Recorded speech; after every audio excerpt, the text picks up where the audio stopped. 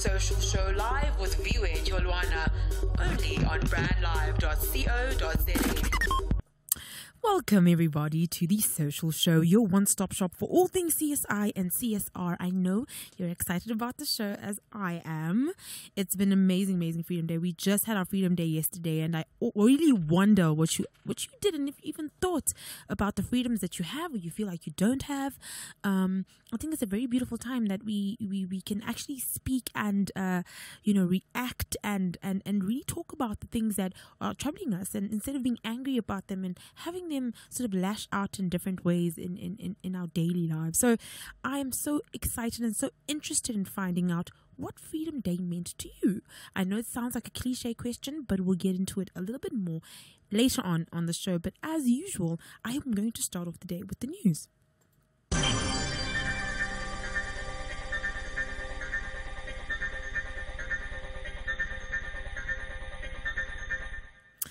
The Zip Zap Circus, the non-profit Zip Zap Circus, is currently celebrating its 25th year with a series of special monthly shows to showcase their talented students. Wow, okay. So co-founder Brett van Rensbeck has spoken about how the school had started off with just 15 students and now is incorporating over 1,400 students in different programs, including advanced classes with all the teachers, trainers, and former Zip Zap students themselves. Now, if you want to get involved, you can book your ticket at Quicket at 110 per person, free for children under 4, of course. And exceptionally, you're going to get exceptionally reasonable prices in terms of food, as you get like $15 for a hot dog, and even more so when you realize how amazing the circus will be. Now, you can also follow Zip Zap Circus on social media for updates. Do not miss out on the Zip Zap Circus. And in other news, this year, the CEO Sleep Out will be the CEO Sleep Out, with only women leaders spending the night on the lawns on the Union buildings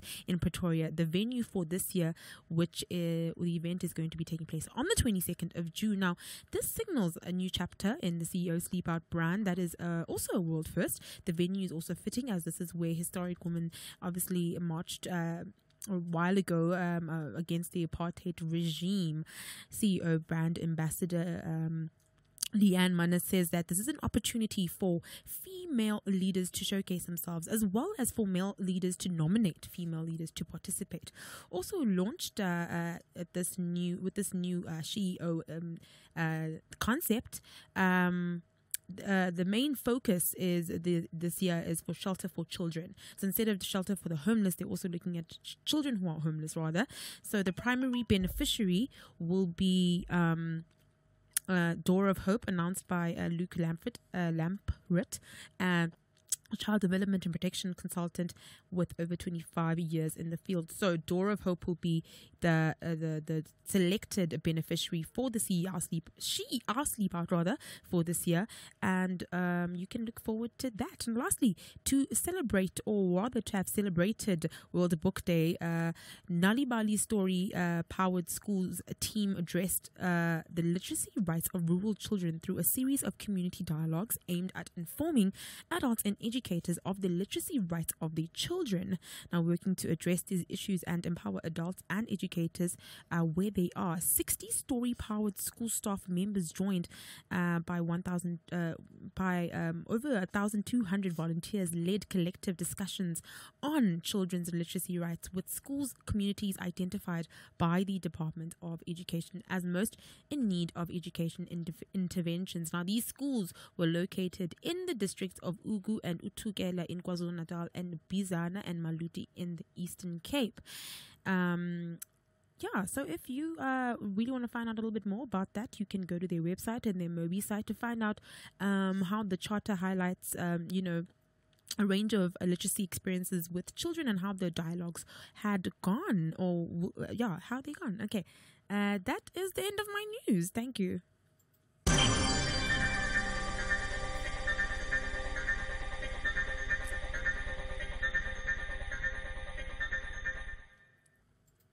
Have you ever thought about the power of social media? Social media has the power to make your business grow.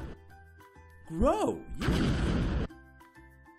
Why don't you let us manage your social media? Because our business is to see your business grow. Visit us at www.beastownmedia.co.za. You know, yesterday a lot of people asked me the same question over and over, and I just thought, do people actually think about what they're actually looking for when they ask this question? And the question that people have been asking me, and these are friends, these are colleagues, these are people that just know me from like school and all that kind of stuff. They just wanted to know, are you free? Viewer, do you feel free? And is there something to celebrate? And my answer hasn't changed. I think in the last 2 years, I still feel like I still have the same answer, and that scares me a little bit because I feel as though, the answer should kind of change. Looking at the space that we're in, the answer should change in the way that we're seeing progress in our government, in our programs for children, in our programs for inclusiveness and togetherness, and the big transformation gap that needs to be closed. So the answers should change looking at the progress that we've seen or felt. But I mean, for years I've been answering the same way, and I kind of realized that when I was giving sort of this regurgitated answer to everybody, and I was saying, I don't know when I will feel free because I don't know what freedom is. So in the sense of, what are we trying to feel? How does that freedom feel? And how would we recognize it once it happened? How would we recognize it? Would it be an economic freedom, and would it be your own individual economic freedom? So would it be from your own perspective in that sense? Or would it be you seeing a change in shanty towns, in change in people living in really horrible places, in how people experience poverty? What does freedom look like? So would we be able to actually say, that's it, that's the freedom that I was speaking about? And would we be able to recognize it? And I think that's my biggest issue, is that I don't know what it is that I'm actually looking to feel. Is it personal, or is it a more consciously thinking about how people engage and feel, and how the poor are supported, and that gap, how that gap from poor to rich in South Africa will minimize? Is it a land issue?